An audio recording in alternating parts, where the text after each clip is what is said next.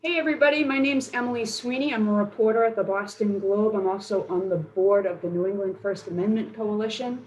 And I'm here with Sigmund Schutz to talk about Maine public records law. Now, Sig is a partner with Preti Flaherty, and in his media law practice, he's represented the news media and First Amendment matters, defamation and privacy, state and federal freedom of information, news gathering, and cyber law. So he knows what he's talking about for sure. And, I want to thank the New England chapter of the Society of Professional Journalists for co-sponsoring this webinar. And Sig, thank you so much for joining us. I really appreciate it.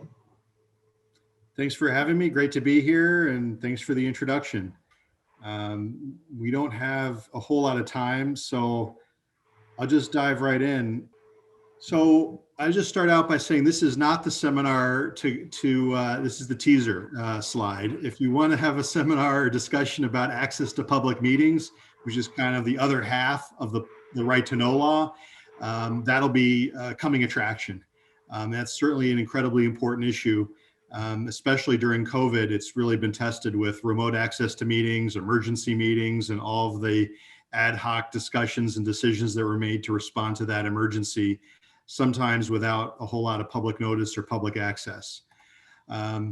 This is the seminar to talk about, access to government records. And I think it's worth just thinking about what the purpose of these laws are meant to accomplish, which is really to protect the public's right to know what government is up to, and to lead ultimately to an informed and engaged citizenry, so that we, the people, in fact, know what's being done by our elected officials and other public officials on our behalf. The concept I like to think about when I'm thinking about public records law is that the government, the clerk's office, records custodians, are charged with protecting and preserving public records, but ultimately those are our records. Those are the people's records. The taxpayers paid to create them. They ultimately belong to the people, and we, the people, should have access to them. And without access to information about what government's up to, we're really sunk. I mean, our system of government can't work unless we know what is being done and we have an opportunity to hold government accountable. So these purposes, and I've just run through a bunch of slides that relate to this issue, but these purposes are written right into Maine's right to know law, called the Freedom of Access Act. The federal statute's the Freedom of Information Act, FOIA. The Maine statute is FOA, the Freedom of Access Act, and the purpose of intent of the act is to exist in the conduct of the people's business, and so that government actions are taken openly, and to prevent non-public or clandestine meetings. So I say, the federal act is FOIA. That applies to federal records. Maine law applies to Maine records. So if you want to find out what the Department of Interior is up to, or the Environmental Protection Agency, you've got to look to the Federal Freedom of Information Act. If you want to find out what the Maine Department of Environmental Protection is up to, or the Maine Department of Health and Human Resources, then obviously you're looking to Maine law.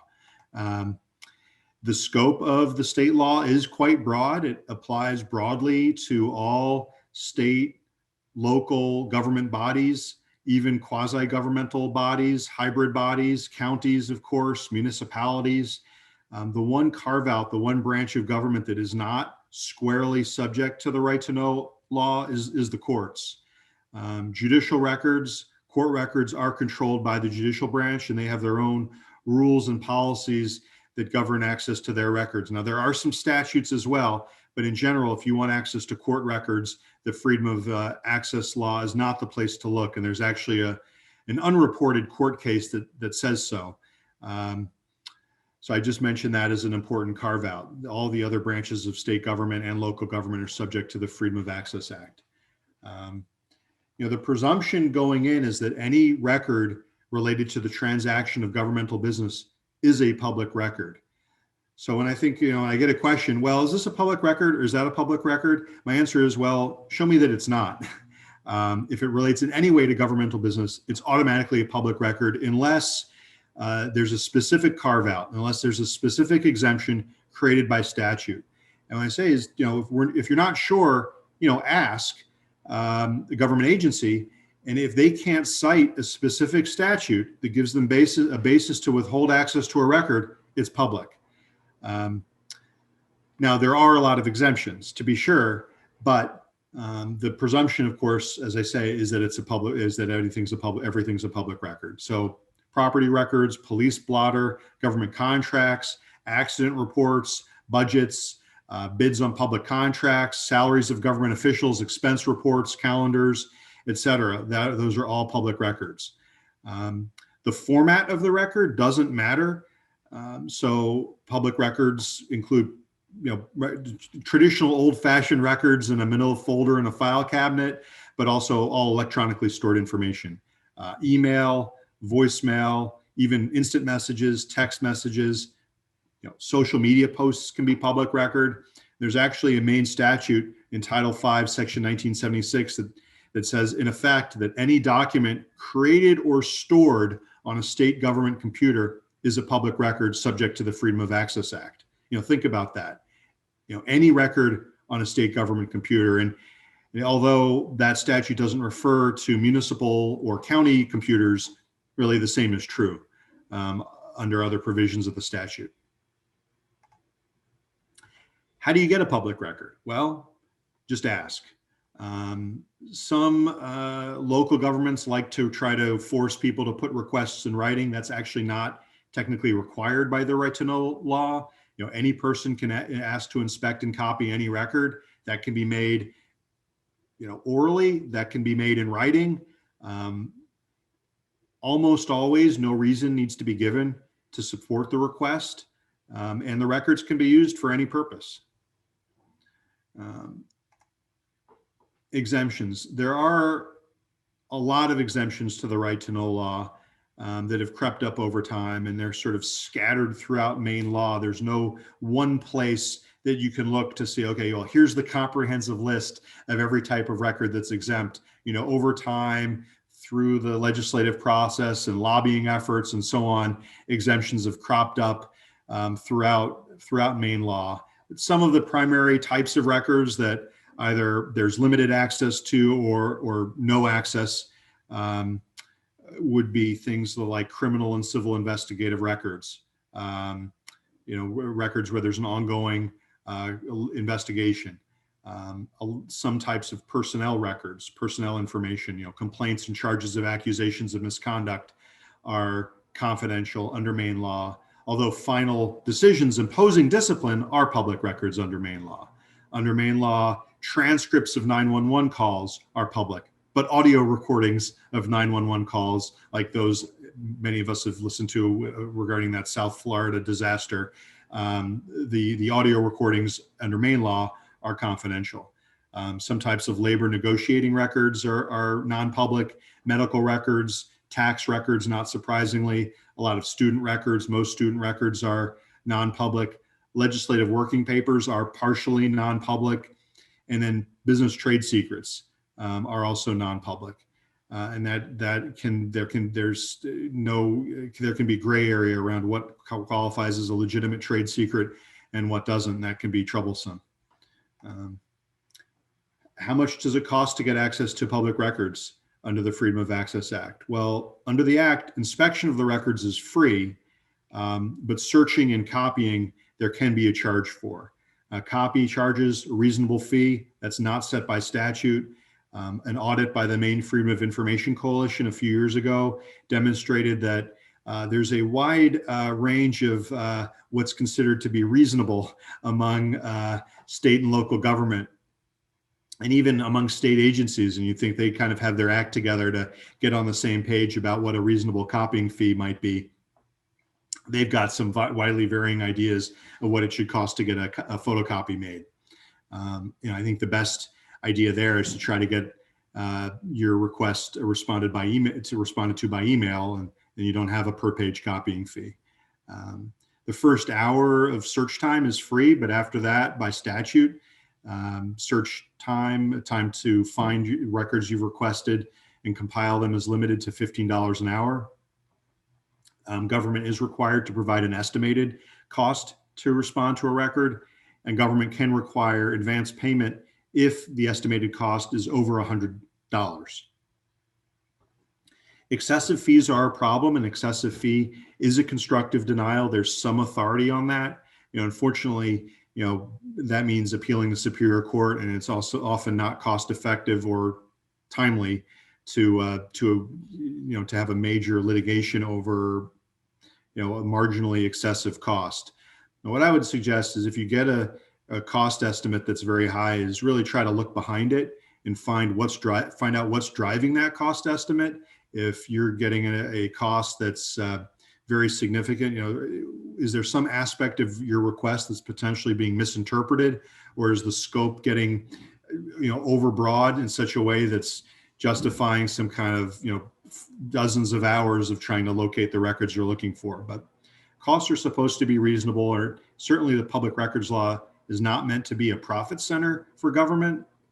On the flip side, there is provision for some offsetting of the cost of responding to a public records request.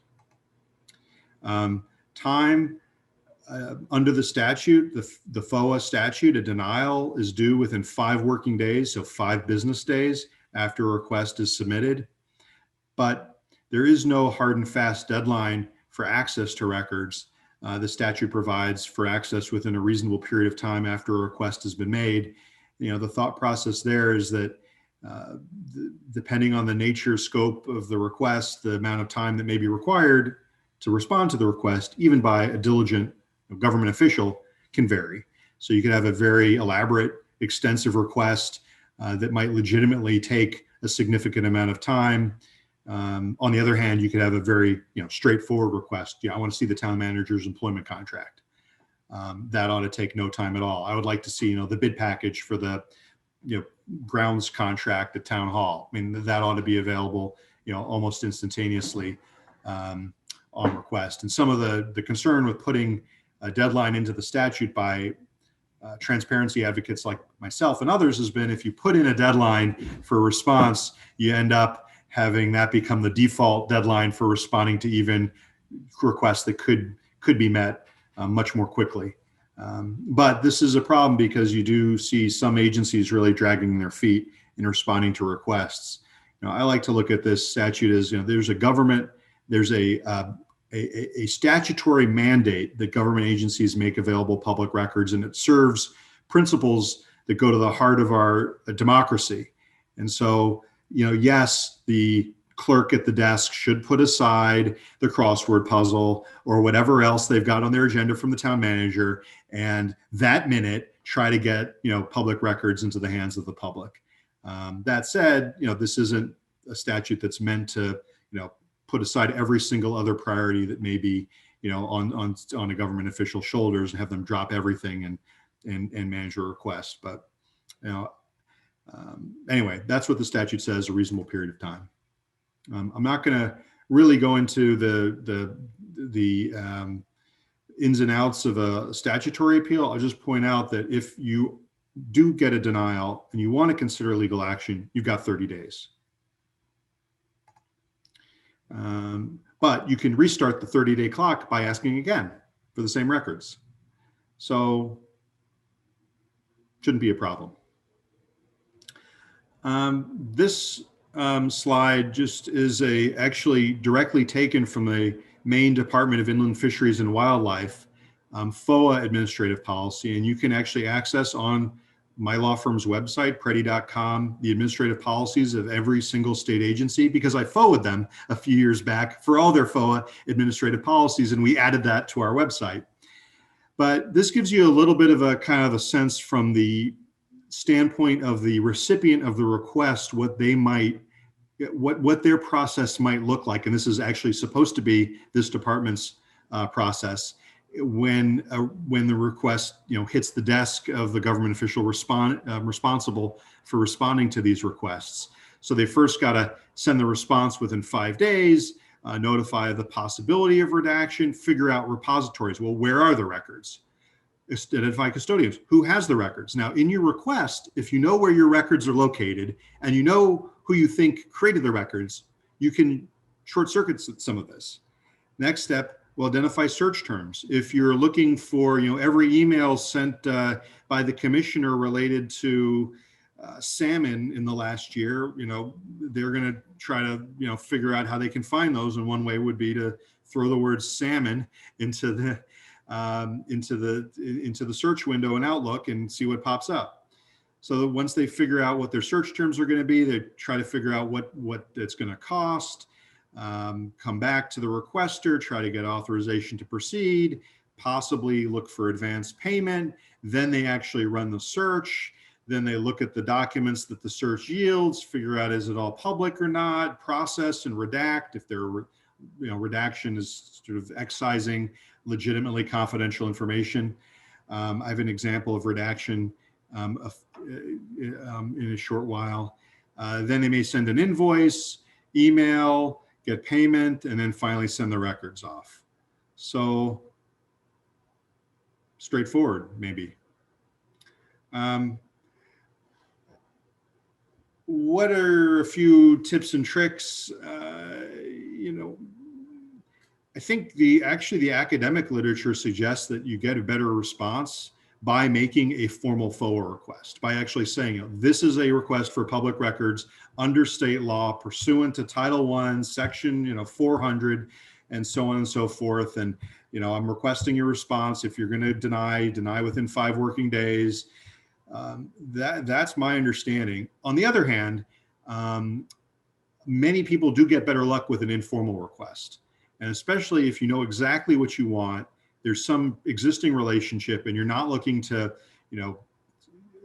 escalate the matter necessarily, or you're looking for a quick turnaround and something to get something sort of back informally, you can just, ask, gee, can I have a copy of whatever it is? And that may actually get you results. According to the Maine Department of Agriculture, at least as of 2014, informal requests are not formal FOA requests. That's actually not correct legally, but it's interesting to know that they look at it this way. And it's interesting for people dealing with the department to understand that you may be able to get better results faster by starting with an informal request. I mean, when you're coming up with a request, answer some, figure out, what do you want? Who has it? Where's it kept? Who created it? If there is a statute or some statutory basis for the type of record you're looking for, if you know that the Department of Environmental Protection is required to have a written decision on the permit, ask them for the written decision they issued pursuant to the statute that requires them to issue written decisions. Look at what the agency's own record keeping requirements are. Some of these agencies do have pretty detailed policies or record keeping requirements, and that can really give you a guidepost for what you're looking for. Be persistent, follow up, ask again. If you get pushback, try to escalate the issue. Maybe you can negotiate the scope, the cost, the method of delivery. Keep a paper trail. If it's, keep a paper trail of every contact you make with the agency. So you've got like a chronology of when you made the request, when you first got the response, what they said. Keep your notes, keep your correspondence, show persistence, patience, and understanding. But, don't take no for an answer. And I mentioned redaction. I mean, you will get responses that look a little like this, where you get a record that's almost unintelligible. Sometimes you can push back even on a redaction like this and get the agency to reconsider or at least explain the basis for the redaction, so that you have so that you can make some independent judgment about whether the redaction is legitimate. I mentioned you can elevate the issue. Sometimes you can go to the supervisor. You can ask the agency or the town or the government, the whatever level of government you're dealing with, to elevate it to their attorney. There is a FOA ombudsman, Brenda Kylty in Maine. You can involve her, ask her to weigh in. Sometimes you can go to the Attorney General's office. You may be able to go to your local representative or an elected official to see if you can get a little bit more kind of oomph around your request, especially if there's a delay or a cost issue. They may be willing to intervene and kind of go to bat for you. If mom says no, ask dad. I mean, sometimes your record may be in the possession of multiple government agencies. And I have seen this where a record's in the possession of a municipality plus a state agency, and the town won't give it to you, but you get it from the state agency or vice versa. Sometimes the records are in the position of, I had a case where we were looking for records from the city of Portland involving a marine incident. We were able to get the records from the Coast Guard. If your goal is to find out what's going on, figure out if, just brainstorm, might the records be in another agency's possession? Sometimes if the basis for a denial of a record is a privacy objection, you can get a waiver from the next of kin, the family member, the victim, the witness, whoever it may be, authorizing you to get access to those records. A few success stories. A few years ago, we're in the midst of COVID. Well, we were dealing with records, trying to get records showing the prevalence of chickenpox outbreaks among Maine schools. And we were getting a lot of pushback from Maine CDC at that time. But ultimately, we were able to get the CDC to advise us where chickenpox outbreaks had occurred, what schools, and the number of cases. Actually, early in the COVID pandemic, I was involved with the Maine Freedom of Information Coalition advocating that Maine CDC release the number of COVID cases by town, which they were initially refusing to do and reluctant to do. And ultimately, they did release those case numbers, and they've been more transparent as the pandemic gains steam. 911 transcripts.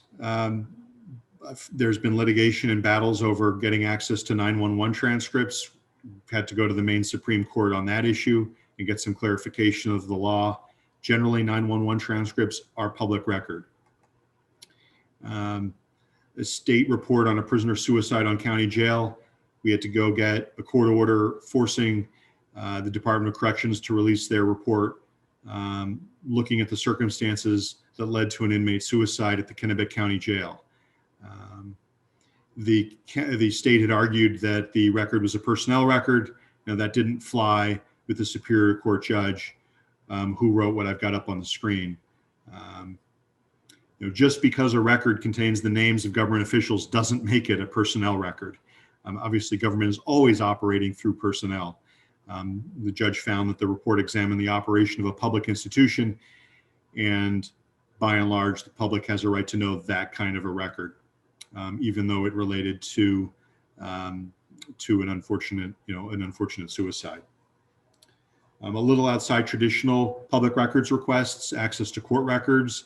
In the Mark Strong prostitution case a few years ago, this was the Zumba prostitution case in York County with dozens of locals caught up in a prostitution ring centered on a Zumba studio.